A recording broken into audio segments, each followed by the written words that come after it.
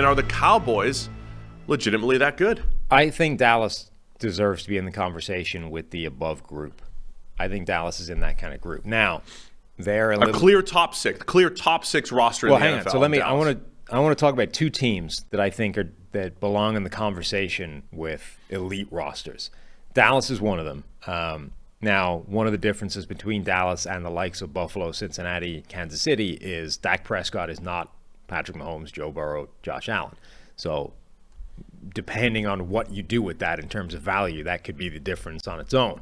But you look at that roster, certainly that starting group, it's really, really good. I mean, CeeDee Lamb, Michael Gallup was fine, and they add Brandon Cooks to it. That's pretty fantastic as a trio. That's right up there with Cincinnati's trio of Jamar Chase, T. Higgins, Tyler Boyd. Their offensive line, I think, is good, not as great as it's been in previous years, and gets a lot worse if Tyron Smith goes down or if Terrence Steele doesn't come back 100% healthy. So maybe not the strength necessarily that it looks on paper, but Micah Parsons, DeMarcus Lawrence, Dorrance Armstrong.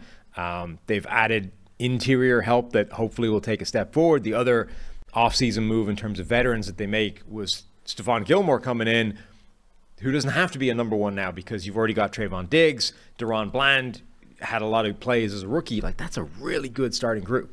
Yeah, so last year at this time, we were talking about the Cowboys similar to what the conversation we had about the Niners, where when you went through the offseason, and I know the Niners added Javon Hargrave, one of the biggest name free agents, and he's an awesome pass rusher and all that stuff. But last year at this time, the Cowboys had lost, 2 starters on the offensive line. They lost a couple receivers, and Amari Cooper had been traded, and the cornerback 2 was a big question mark that was never filled, basically. So it didn't feel as good for Dallas. Now, they were still a really good team, but in the end, they were just a tick below, I think, where they were maybe in 2021. Now it feels a little bit better because and what I like is the buy low on veterans. I probably have a pretty extensive history on loving those moves. Buy low on veterans, even though there's always a chance Brandon Cooks loses a step and Stephon Gilmore loses a step, and it's always tough to predict when those 8 to 10 year veterans are going to decline, right? Mm-hmm. But I love those moves because the same questions that we had last year at this time. Who's the other wide receiver opposite CeeDee Lamb because Michael Gallup was coming back off injury. Right. Who's the other receiver opposite CeeDee Lamb? Who's the other corner opposite Trayvon Diggs?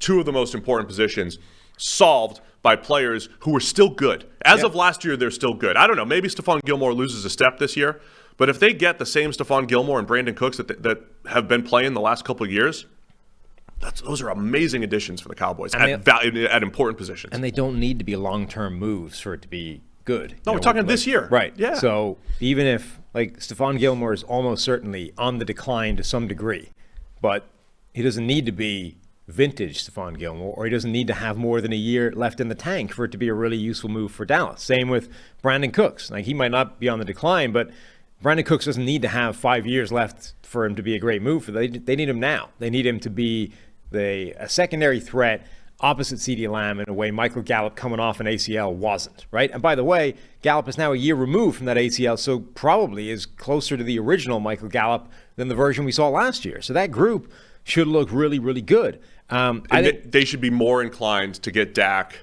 back to that low 80s, low to mid 80s graded quarterback that he is when he has those 3 to 4 weapons. So I think Dallas deserves to be in this conversation.